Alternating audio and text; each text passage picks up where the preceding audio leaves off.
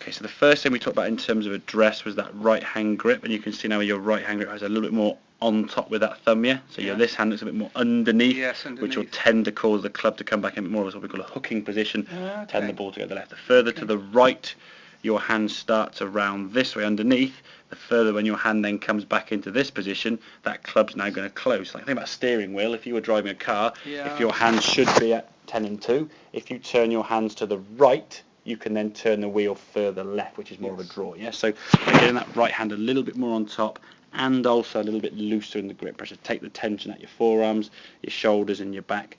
Get a bit more movement to the golf swing. Okay.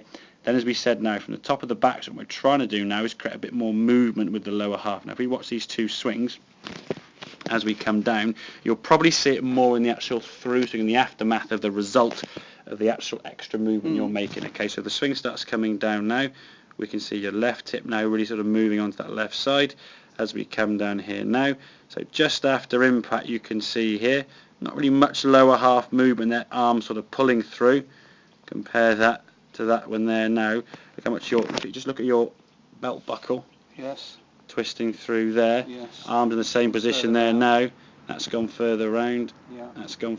It's just that extra movement. If you look at the right foot now, look at the difference in there. A similar sort of position there with the arms probably about there. Yeah. How much more that right side's twisting through up onto its toe there now. Whereas this one, you can sort of see the right foot. Yes. Just hanging back. It's only small little margins, but enough to change that golf absolutely. thing. And that really what it comes down to. Okay, we're trying to change the golf club from, at the moment your club face is at this position of contact, we're trying to change it to that. So it is really a small change. Yes. Okay? It will feel massive. Yeah. And if you look at the actual finished result with the swing, how much further that club's gone. Yes. Because everything's now twisted round together. Okay? So your shoulders, which I say always tend to go through the same, they will, just your arm movement compared to your lower half movement now. That to me looks like a full swing, that's more like a 3/4, not quite so much of a swing, you see. So the more we can get the body sequence changed up, we can just improve the information we give that golf ball. So better grip position, make the same backswing, but your lower half now leads the club back down. It's going to return that club back to the ball with a square club face, and we can twist through, no keeping your head down, head's following the ball there nicely.